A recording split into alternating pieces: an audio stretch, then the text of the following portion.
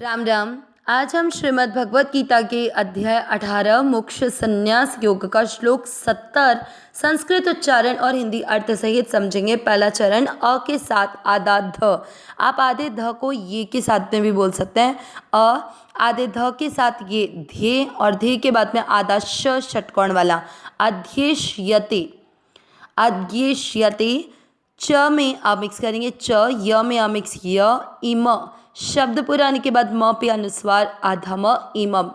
पहला चरण रिपीट आद्येष्यते च य इमम। दूसरा चरण ध के साथ आधा रद्ध, म आधे के साथ य म्य।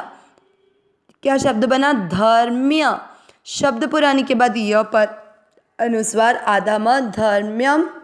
स के ऊपर बिंदी आधा न नहीं करना है ये आधा न, पर इसको ऐसे पढ़ना है संवाद। नाक से आधा न पढ़ रहे हैं। वा और द में अमिक्स करेंगे, वा को दीर्घ करेंगे संवाद। माँ दीर्घ पढ़ा जाएगा, व में अमिक्स करेंगे मावयो। यो भी दीर्घ होगा।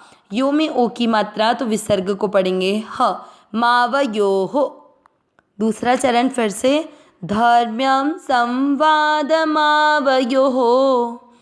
पहला और दूसरा चरण साथ में अध्येष्यति च य इमं धर्म्यं संवादमावयोः। तीसरा चरण ज्ञा दीर्घ पढ़ा जाएगा, न में अमिक्स होगा ज्ञान, य में अमिक्स य ज्ञे न यज्ञेन तेनाह, ह में अमिक्स किया तेनाह। तीसरा चरण फिर से ज्ञान यज्ञेन तेनाह। चौथा चरण मी के साथ आधा श षटकोण वाला मिष्ट, ट में अमिक्स किया, ट में अ की मात्रा तो विसर्ग को पढ़ेंगे ह मिष्ट। आधे स के साथ या स्या, कैसे पढ़ेंगे स्या श्यामिति में म में अमिक्स करते हुए मति, त में ई की मात्रा तो विसर्ग को पढ़ेंगे ही मति ही। चौथा चरण फिर से मिष्टः श्यामिति में मति ही। तीसरा और चौथा चरण साथ में ज्ञान यज्ञेन तेनाह मिष्टः श्यामिति में मति ही। पूरे श्लोक का उच्चारण एक साथ अत्येष्यति च य इमं धर्म्यं संवादमावयोः ज्ञान यज्ञेन तेनाह मिष्टः श्यामिति में मति ही। एक बार फिर से अध्येष्यति च य इमं धर्म्यं संवादमावयोः ज्ञान यज्ञेन तेनाह मिष्टः श्यामिति में मति ही। श्लोक का अर्थ समझते हैं। इससे पिछले श्लोक में हमने जाना कि भगवान अर्जुन से कह रहे हैं कि जो भगवान के और अर्जुन के इस गोपनीय वचन को अर्थात गीता ग्रंथ को प्रचार करेगा वह भगवान का सबसे अधिक प्यारा होगा। भगवान के भावों का प्रचार करने वाले से अधिक भगवान का इस भूमंडल पर ना कोई अधिक प्रिय है और ना कोई अधिक प्रिय होगा।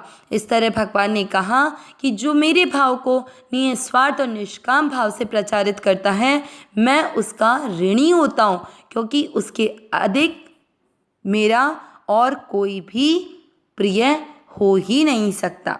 अब जिसमें गीता का प्रचार करने की योग्यता नहीं है तो वो क्या करे, इसको भगवान इस आज के श्लोक में बताते हैं। जैसा कि हम लोग अपने को मानते हैं कि हम गीता जी का प्रचार करने के योग्य नहीं हैं, तो हमारे लिए भी भगवान ने अपनी बात कह दी है। सुनते हैं। सबसे पहले शब्दों के अनुसार अर्थ अध्येष्यते यानी अध्ययन करेगा, च यानी और, यहाँ पर च का अर्थ भी लिया गया है। य जो मनुष्य, धर्म्यम धर्ममय, संवाद माँ का जो म है उसको संवाद के साथ जोड़ेंगे तो संवादम यानी संवाद का। म में आ की मात्रा तो आवयोहो, आवयोहो यानी इन, यहाँ पर आवयो दो जनों के लिए तो हम दोनों के। ज्ञान यज्ञेन ज्ञान यज्ञ से, तेनाह मिष्टः तो तेनाह कैसे बनेगा, तेन धन अह तेन यानी उसके द्वारा, अह तो बच गया, और आगे का मिष्टह का म है ना, उसको अह के साथ जोड़ेंगे तो क्या बन गया, अहम। अहम यानी मैं, और म पे ई की मात्रा तो इष्टह यानी पूजित। श्यामिति, श्यामिति दो शब्दों में विभक्त होगा, श्याम धन इति। श्याम यानी होऊंगा, इति यानी ऐसा, मैं यानी मेरा, मति ही मत है। पूरा अर्थ क्या निकला, जो मनुष्य हम दोनों के इस धर्ममय संवाद का अध्ययन करेगा उसके द्वारा भी मैं ज्ञान यज्ञ से पूजित होऊंगा, ऐसा मेरा मत है। कहने का तात्पर्य क्या हुआ कि जो भगवान और अर्जुन के इस धर्ममय संवाद अर्थात गीता ग्रंथ का अध्ययन करता है, भगवान उसके द्वारा ज्ञान यज्ञ के द्वारा पूजित होते हैं। तो भगवान ने क्या बोला कि वो स्वयं मेरा पूजन कर रहा है, केवल गीता जी का अध्ययन करने से मैं उसके द्वारा ज्ञान यज्ञ से पूजित हो रहा हूँ। यहाँ भगवान ने जो ये शब्द प्रयोग किया अध्येष्यति यानी अध्ययन करेगा, तो इसका मतलब क्या है कि भगवान और अर्जुन के इस संवाद को कोई ज्यों ज्यों पढ़ेगा, इसका पाठ करेगा, याद करेगा, उसके भावों को समझने का प्रयास करेगा, त्यों त्यों उसके हृदय में उत्कंठा और अधिक बढ़ती चली जाएगी। वो ज्यों ज्यों इन भावों को समझेगा त्यों त्यों उसकी शंका का समाधान होता चला जाएगा, और जैसे जैसे उसकी शंकाओं का समाधान होगा वैसे वैसे उसमें इस ग्रंथ के प्रति और अधिक रुचि पैदा हो जाएगी, और जैसे उसकी रुचि इस ग्रंथ के प्रति अधिक बढ़ जाएगी वैसे ही इस गीता जी के गहरे भावों को वह समझने में समर्थ बन पाएगा, और उसके बाद गीता जी के इन भावों को वो अपने आचरण में, अपनी क्रियाओं में, अपने व्यवहार में बरतने लगेगा। इस तरह जब गीता जी का बार बार अध्ययन करने से उसकी रुचि अधिक बढ़ जाती है, उनके भावों को जब वह समझने लग जाता है, तो इस तरह एक मनुष्य चलता फिरता भगवत गीता बनने लग जाता है। तो इस तरह भगवान ने बोला कि ऐसा नहीं कि इस गीता जी का अध्ययन एक दिन कर लिया और ये हो गया। इसको जितना ज़्यादा अधिक पढ़ते जाओगे वैसे वैसे अपनी शंकाओं का समाधान हम पाएंगे, हमारी और अधिक रुचि बढ़ जाएगी और इसके नए नए भाव जानने में आने लगेंगे।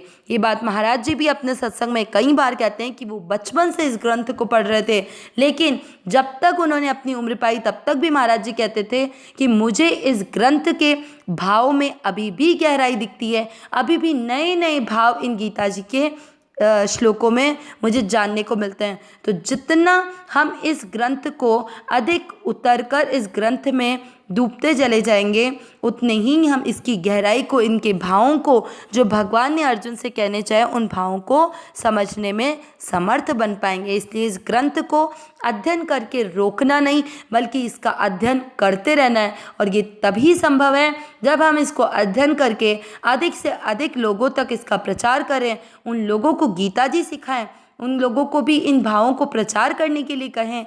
तो बार बार उन लोगों को सिखाने के लिए हमारा इस ग्रंथ का अध्ययन होगा, और अध्ययन करने से भगवान हमारे द्वारा ज्ञान यज्ञ से पूजित होंगे।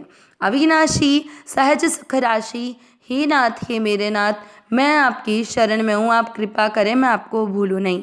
नारायण नारायण नारायण नारायण।